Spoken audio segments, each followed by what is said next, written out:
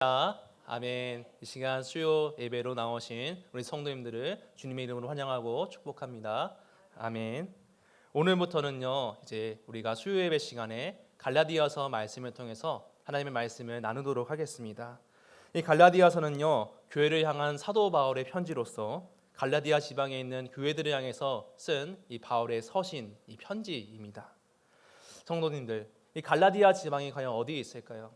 이 지방을 이제 알려드리기 위해서 제가 지도를 가져왔습니다. 이 지도를 보시면요, 잘 보이시겠죠? 이 소아시아라는 가운데에 이 높은 구원지대가 바로 갈라디아라는 지방입니다. 이렇게 네모 빨간색 박스를 쳐놓은 데가 바로 이 갈라디아 지방인데요. 지금으로 치면은 이 터키 있죠? 이제는 튀르키예라고 부르는데 이 튀르키예 지방의 이 가운데 이 내륙 지방에 위치한 곳이 바로 이 갈라디아 지방입니다. 마침 우리 교회에서 이제 어디를 가죠, 성도님들? 그리스와 튀르키예 이렇게 지방을 가서 성지 순례를 행합니다. 그런데 일정표를 보니까요, 제가 일정표를 이제 자세한 일정표를 보았는데 이 갈라디아 지방에는 가지는 않는 것을 보았습니다. 아마도 이 갈라디아 지방이 높은 지대이기 때문이겠죠. 해발 거의 700에서 1000m 정도 되는 그런 높은 구원지대입니다. 거기면 이제 젊은 사람도 걸으면은 굉장히 힘들 텐데 또 우리 나이가 있으신 우리 연세 드신 분들이 가게 되면요 더 힘들 테니까 아마도 그 지역이 포함되지는 않은 것 같습니다. 하지만 일정표를 보면요 이 갈라디아 지방의 근처까지는 가시는 것을 볼 수가 있는데요. 아무튼 거기서 통해서 하나님의 은혜가 가득하시기를 소망합니다. 그런데 이 바울이 갈라디아 지방에서 복음을 전할 때는요 이 지도에서 보신 것처럼 이 세 개의 도시가 있는 것을 보게 됩니다. 이 루스드라, 또 더베, 그리고 이고니온 같은 도시들이 있었고요. 또 바울이 있었던 이 비시디아 안디옥이란 이 도시도 갈라디아 지방에 있었습니다. 이 지방에서 바울은 복음을 전했고요. 거기에 교회를 세웠던 것을 우리가 사도행전의 말씀을 통해서 잘 아실 수가 있습니다. 그런데 이 사도 바울이 복음을 이 지방에서 전했을 때 아무런 문제가 없이 편안하게 복음을 전했던 것이 아니었습니다. 이 바울은 그들에게 복음을 전했지만요. 복음의 내용을 믿는 사람도 있었지만 믿지 않는 사람들도 있었습니다.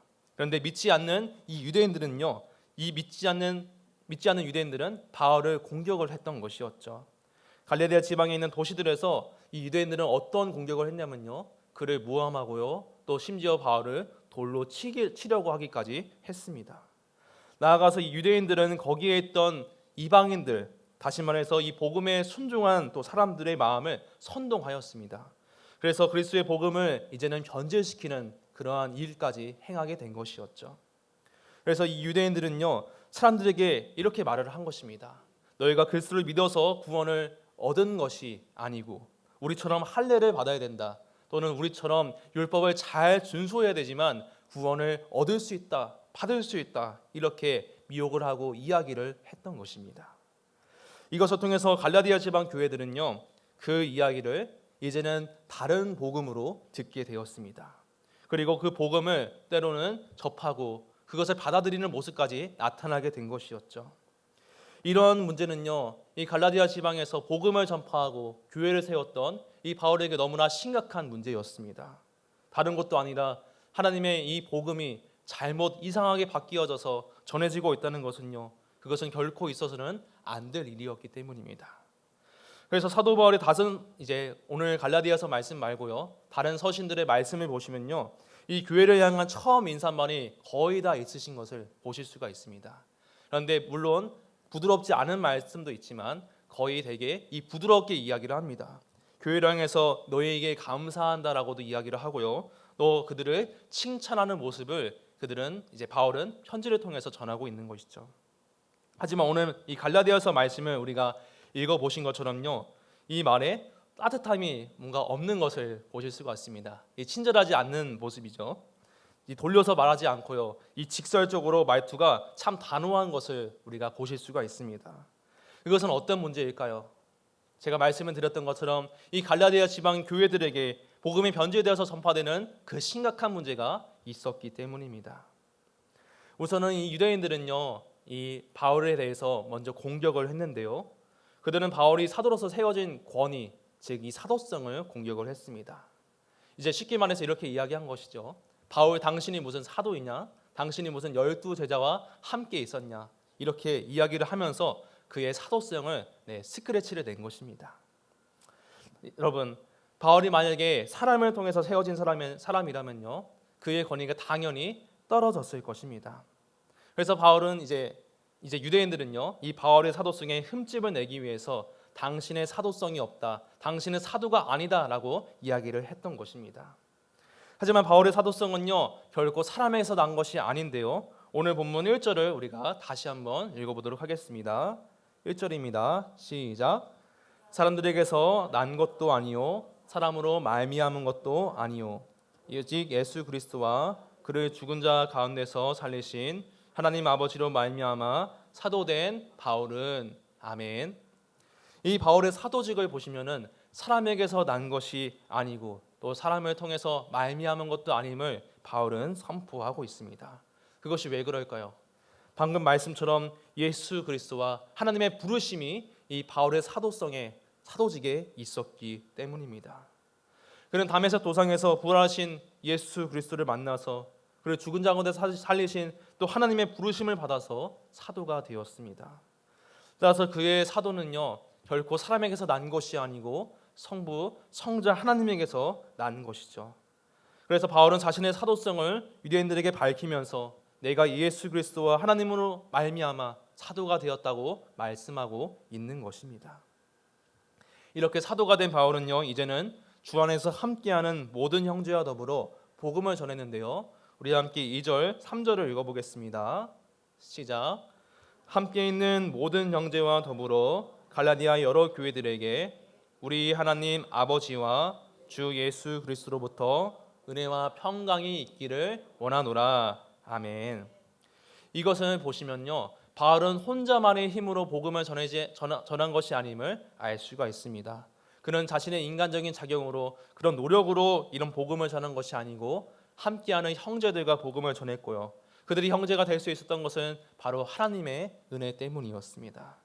또한 그들이 복음을 증거하는 것을 통해서 이 갈라디아 교회들에게는요, 이렇게 선포를 하였죠. 너희에게 이 성부 하나님과 성자 하나님의 은혜와 평강이 있기를 축복하고 있습니다. 사랑하는 성도 여러분, 그러므로 우리에게도 마찬가지입니다. 이 갈라디아 교회를 향한 주님의 은혜와 평강이 지금 그들에게만 있는 것이 아니고 하나님의 은혜와 평강 때문에 지금 우리에게도 있는 줄 믿습니다. 은혜가 무엇인가요, 여러분? 하나님께서 우리를 향해서 무조건적으로 아무런 조건 없이 주시는 그런 호의, 그것이 바로 은혜입니다. 이 하나님의 은혜는 인간적인 개입이 전혀 있지 않습니다.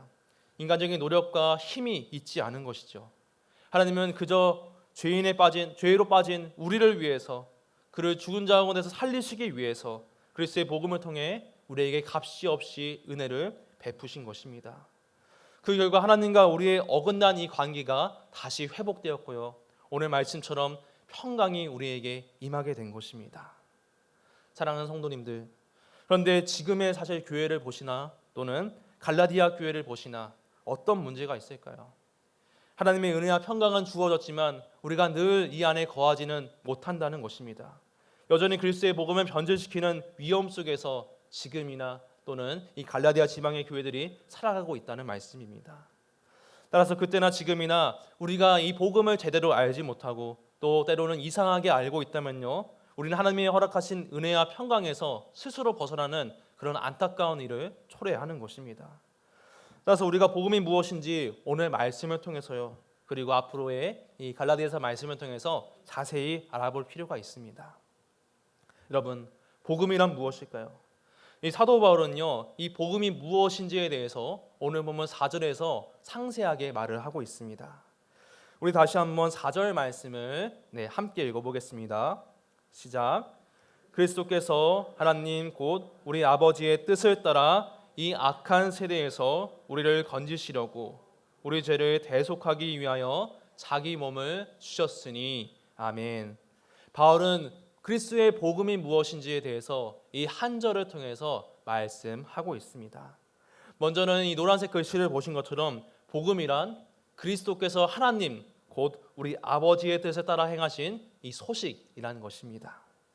예수님께서는 이 땅에 오셔서 유대인들의 목소리 때문에요, 또는 로마 군인들의 그런 힘과 권력 때문에 십자가에 붙잡혀 돌아가신 것이 아닙니다.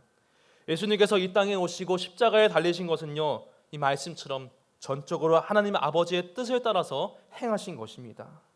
하나님께서는 그분의 말씀을 통해서 아들을 향한 자기의 뜻을 말씀하셨죠. 우리 함께 에베소서 1장 4에서 5절 말씀을 함께 읽어보겠습니다. 시작.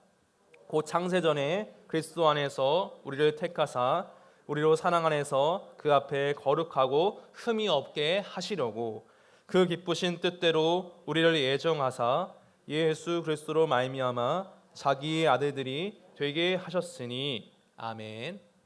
하나님의 기쁘신 뜻을 따라서 예수님을 통해서 우리가 그의 아들들이 되었다라고 말씀하고 있습니다. 우리는 이제 아들이요 딸이 되었으니 당연히 마땅히 하나님을 우리 아버지라고 볼 수 있는 것이죠. 오늘 말씀 4절에서도 보시기 바랍니다. 바울은요, 그 아버지가 주님의 아버지, 그리스도의 아버지라고만 이야기하지 않습니다. 바로 우리의 아버지라고 말하는 것을 우리가 찾아볼 수 있는 것이죠. 우리 사람의 뜻은 부족하고요, 또 때로는 변하고 늘 불안정합니다. 하지만 하나님의 뜻은요, 온전하시고 완전하시고 영원하십니다. 그러면 복음에는요, 바로 하나님의 능력이 있는 줄 믿습니다. 이 소식은 어떤 소식보다요, 안전하고요, 가장 기쁜 소식인 줄 믿습니다. 하나님의 뜻이기 때문에 그것보다 더 기쁜 소식은 없습니다. 그렇게 우리가 이 복음에 바로 순종해야 할 줄 믿습니다. 이 복음을 제대로 알고 복음을 우리가 바로 믿을 수 있어야 하는 것이죠. 거기에 바로 하나님이 주신 은혜와 평강이 있기 때문입니다. 또한 우리가 복음이란 무엇인지 말씀을 통해서 보겠습니다. 오늘 본문 4절을 보시면요, 이렇게 말씀하고 있습니다. 이 노란색 글씨만 제가 읽어보겠습니다. 이 악한 세대에서 우리를 건지시려고. 이 복음이 무엇인지 보시면요, 이 악한 세대에서 우리를 건지는 소식인 것을 우리가 볼 수가 있습니다. 여기서 이 악한 세대라고 하는 것은요, 다르게 말하면요, 악한 이 세상이라고도 말씀드릴 수 있습니다. 이 악한 세상이 왜 존재하고 있을까요, 여러분? 바로 영적인 악한 세력 때문에 이 세상의 죄의 지배를 받고 있기 때문입니다. 그렇다면 이 악한 세대의 때는 과연 언제일까요? 그 시간을 말입니다. 이때는 예수님께서 이 세상의 마지막으로 이 세상에 다시 오셔서 이 세상을 완전히 심판하기 전까지는 이 때가 계속 남아 있습니다. 예수님께서는요, 말씀을 통해서 악한 세대들이 있다고 말씀하셨고, 또 바울도 성도를 향해서 너희가 이 세대를 본받지 말라, 바로 악한 세대를 본받지 말라 말하였습니다. 성도 여러분, 따라서 우리가 그리스도인은요, 사실 맹목적으로 시간이 지날수록 이 세상 사람들처럼 더 세상이 좋아질 것이야, 나아질 것이야, 이런 생각은 사실은 말씀에 근거하면 바른 생각은 아닙니다. 지금 우리가 살아가는 때가 어떻습니까? 이전보다 사실 경제도 더 잘 삽니다. 하루 세 끼, 물론 못 먹는 분들도 있지만 거의 많은 사람들이 하루 세 끼를 먹고 또 굶지 않고 살아가는 세상이죠. 또한 공부도 예전보다 많이 하는 그런 세상이고요. 기술력도 훨씬 좋아지고 이제는 평균 수명도 많이 늘어나가지고 어떤 시대라고 합니까? 100세 시대라고도 하죠. 그만큼 사람들이 이 기술과 힘과 더 자신의 그런 큰 능력이 강해진 시대에 우리는 살아가고 있습니다. 하지만 이 세상을 계속 보시면 어떻습니까? 여전히 악은 끊이지 않고 계속 나타나고 있는 모습을 우리가 잘 보실 수가 있습니다. 때로는 우리가 또 뉴스를 보시면은 어떻게 이런 일이 나타났을까, 더 심각한 그런 문제에 처하는 모습도 보게 됩니다. 왜 그럴까요? 그것은 아무리 시대가 변하고 더 기술이 발전하고 인간의 힘이 세질지라도 이 세상의 악을 결코 우리가 이길 수 없기 때문입니다. 하지만 복음은 무엇입니까? 복음은 사람의 능력이 아니라 하나님의 능력입니다. 복음만이 바로 우리를 이 세상을 악에서 건질 수 있습니다. 복음만이 이 세상에서 악에서 건질 수 있는 통로인데요. 그러면 우리에게 결코 다른 복음이 있을 수 없으며 오직 우리는 그리스도의 복음만을 순종해야 할 줄 믿습니다. 또 오늘 본문 4절을 보시면요, 마지막으로 복음의 내용을 보실 수가 있습니다. 이 노란색 글씨만 제가 읽어보면요, 우리 죄를 대속하기 위하여 자기 몸을 주셨다. 이것이 바로 복음의 내용, 복음의 기쁜 소식입니다. 하나님의 뜻 가운데 악한 세대를 건지는 그 구체적인 방법은 무엇이냐? 바로 예수님의 십자가의 희생에 있다는 것이죠. 이 세상이 악한 세대이기 때문에 우리에게는 사실 아까 말씀드린 것처럼 세상이 마냥 좋아질 것이라는 기대를 우리는 가져서는 안 됩니다. 하지만 그렇다고 해서 우리가 마냥 비관적으로 세상을 바라보고 회의적으로 우리가 이 세상에 절망해서는 안 된다는 것입니다. 왜 그렇습니까? 바로 복음이 우리의 소망이 되기 때문입니다. 예수님은 십자가의 대속을 통해서 죽으시고 부활을 통해서 죽음에서 이기시고 우리에게 다 이겼다 승리의 말씀을 던져주셨습니다.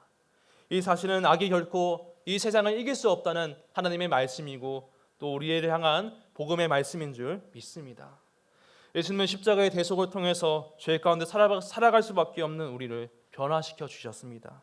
이전에 죄의 지배를 받아서 죄 가운데 살아가고 죽음을 향해 달려갔던 우리를 이제는 죽음에서 구출해 주시고 그 죄의 값을 다 치러 주시고 예수님의 의가 하나님 우리의 의가 되게 하셨습니다. 따라서 이제는 믿는 자는 죄의 지배를 받는 것이 아니고 바로 하나님의 다스림을 받아서 그에게 영원한 생명이 있는 줄 믿습니다. 따라서 예를 들어서 만약에 여러분 어떤 군인이 있다고 해보겠습니다. 그런데 그 군인이 이 전쟁에서 지게 되어서 전쟁 포로가 되었다고 해보겠습니다. 지금이면 절대 그러서는 안 되겠지만 과거의 예전 시대 같은 경우에는요, 이 전쟁 포로를 무참하게 이 학살하고 죽이는 경우도 있었죠. 그래서 만약에 그 전쟁 포로가 자신의 온 몸이 결박되고 스스로 나갈 수 없는 상황에 처하고 이제는 죽음이 앞둔 그런 상황이라고 해보겠습니다. 그런데 기적적으로 그 포로가 구출되고 자신의 목숨을 구하게 된다면요, 여러분 그의 마음은 얼마나 기쁠까요? 만약에 제가 이 포로라면요, 여러분이 이 포로라면요, 너무나 감사하고 너무나 기쁠 것입니다. 사랑하는 성도 여러분, 우리가 죄의 종에서 이제는 하나님의 자녀가 되었다는 것은요, 그 이상의 기쁨인 줄 믿습니다. 따라서 바울은 복음의 은혜가 주어진 이 기쁨을 이렇게 5절에서 고백을 하고 있습니다. 우리 함께 5절 말씀을 읽어보겠습니다. 시작. 영광이 그에게 세세토록 있을지어다. 아멘. 맞습니다. 우리가 영광을 돌릴 뿐, 복음을 통해서 우리가 찬양할 분은 바로 하나님 아버지이신 줄 믿습니다.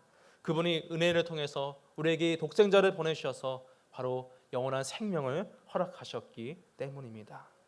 사랑하는 여러분, 따라서 나도 마찬가지로 기쁜 소식을 통해서 이 구원의 은혜를 베푸신 하나님께 영광을 돌리는 우리가 되기를 간절히 소망합니다. 아멘. 이제 바울은 감사의 표현을 뒤로 하고요, 6절과 7절의 말씀을 통해서 이 갈라디아 교회가 처한 현실에 대해서 다시 말을 하고 있습니다. 제가 6절과 7절을 읽어보겠습니다. 그리스도의 은혜로 너희를 부르신 이를 이같이 속히 떠나 다른 복음을 따르는 것을 내가 이상히 여기노라. 다른 복음은 없나니 다만 어떤 사람들이 너희를 교란하여 그리스도의 복음을 변하게 하려 함이라. 아멘. 이 교회 안에는요, 유대인들이 다른 복음을 전했는데요, 처음에 말씀드린 것처럼 율법주의적인 말씀입니다.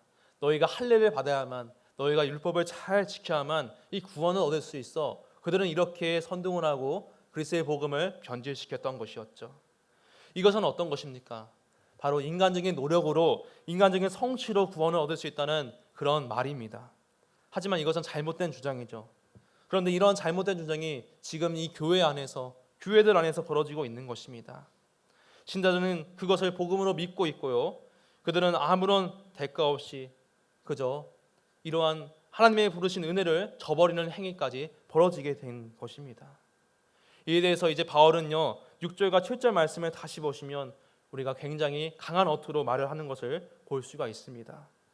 너희 그리스도인으로 너희를 부르신 이를 떠났다라고 말을 하고 있고요, 또한 이 같은 모습은 다른 복음을 믿는 것이고 또 그것을 내가 보기에 참 이상하게 여기는 것이라 이렇게 말을 하고 있습니다. 사랑하는 성도 여러분, 특별히 오늘 말씀 가운데 이 속히 그들이 떠났다는 것을 통해서 사실 우리의 믿음이 늘상 같지 않다는 것을 말씀을 통해 깨달을 수 있는 것 같습니다. 이 바울의 시대나 지금 우리가 살아가는 때나 그리스도의 복음을 대체하는 이 기쁜 소식이요, 복음을 대체하는 그 유사 소식이 지금 넘쳐나고 있다는 것입니다. 지금도 악한 세대 가운데 살아가는 우리에게는요, 여전히 그리스도의 복음을 위협하고 변질시키는 그 유사한 복음들이 지금 우리를 향해서 위협을 하고 있는 것입니다. 성경 말씀에 보면요, 속이는 일꾼도 어떻게 가장을 한다고 말씀합니까? 자기를 그리스도의 사도로 가장해서 다가온다라고 말하고 있고요. 사탄도 자기를 광명한 천사로 바꾸어서 가장한다 이렇게 말하고 있습니다. 지금 우리는 진짜와 가짜를 대단히 구분하기 어려운 시대 가운데, 또 바울의 시대도 그러한 시대 가운데 살고 있는 것이죠. 사랑하는 여러분, 우리는 이때 오늘 말씀인 바로 다른 복음은 없다는 말씀을 다시 한번 기억해야 할 줄 믿습니다. 예수님 말고는 다른 복음이 없는 줄 믿습니다. 6절에서 말씀을 보시면요, 다른 복음이라 바울은 이야기하고 있지만요, 7절을 보시면 실상은 그것이 복음이 아닌 것을 말하고 있습니다. 다른 복음은 없으며 그것의 목적이 너희를 교란해서 그리스도의 복음을 변하게 하는 것이라, 그것이 목적이라고 말하고 있습니다. 가짜의 목적은 바로 진짜를 구분하지 못하게 만드는 것이고요, 진짜를 희미하게 만들어서 사람들이 찾지 못하게 하는 것입니다. 우리도 마찬가지죠. 가짜가 넘쳐나가는 이 시대 가운데 우리는 진짜 참 복음을 구분하지 못하고 그것을 찾지 못하는 시대 가운데 살아가고 있습니다. 지금 다른 복음을 증거하는 이 시대, 그 시대, 갈라디아 성도들도 마찬가지인 것이죠. 그렇다면 이제 이런 다른 복음을 향해서 사도 바울은 어떻게 이야기를 할까요? 그 복음을 증거하는 자들을 향해서 말입니다. 다음 구절, 우리 8절 말씀을 다시 한번 읽도록 하겠습니다. 시작. 그러나 우리는 혹은 하늘로부터 온 천사라도 다른 복음을 전하면 저주를 받을지어다. 아멘. 여러분, 사도 바울의 이 말을 보시면요, 다른 복음을 전한 자들에 대해서 어떻게 이야기를 할까요? 부드럽게 너희 잘못을 했으니까 좀 얘기하지 말아줄래? 이렇게 이야기하나요? 그렇지 않죠. 말씀을 보시면요, 너희가 저주를 받을지어다 이렇게 강력하게 말하는 것을 볼 수가 있습니다. 이것은요, 이 복음이 바울 자신이나 사람들에 의해서 전해진 것이 아니고 하나님의 뜻 가운데 전해진 말씀이기 때문입니다. 따라서 사람이나 심지어 이 천사라고 해도 결코 다른 복음을 전해선 안 되는 것이죠. 또한 바울은 자기가 아무리 사도라고 해도요, 다른 복음을 전한다면요, 자신에게도 이 저주가 있을 것이다 말을 하고 있습니다. 저주의 대상이 자기를 포함해서 이야기를 하는 것이죠. 성도님들, 저는 가보진 않았습니다. 근데 만약에 이 어떤 이단 교회나 이 사이비 교주가 있는데요, 이 사이비 교주가 어떤 말을 하면서 당신들 사람들아 이것을 지키고 너희가 안 지키면요 그 집안에 막 저주가 있을 것이에요 이렇게 말을 하면요, 사람들은 이미 그 안에 들어섰고 이미 선동을 당했으니까 그 교주의 말을 부단하게 지키려고 노력을 할 것입니다. 그런데 만약에요, 이 교주가 자신이 한 그 말에 대해서 지키지 않았습니다. 그리고 어떤 이 신도들이 당신은 교주는 왜 지키지 않았소 이렇게 이야기를 하는 것입니다. 그렇다면 과연 이 교주는 어떻게 이야기를 할까요? 나는 이 저주에 해당되지 않습니다라고 이야기를 하지 않을까요? 그것은 바로 자기가 그 말을 한 사람이고 이 좋지 않은 것을 자기가 맞을 이유가 전혀 없기 때문입니다. 하지만 이 사도 바울을 보시면요, 우리가 너희에게 복음을 전했으나 그것이 혹시라도 다른 복음이면 내가 저주를 받겠다라고 말합니다. 이것은 무슨 뜻일까요?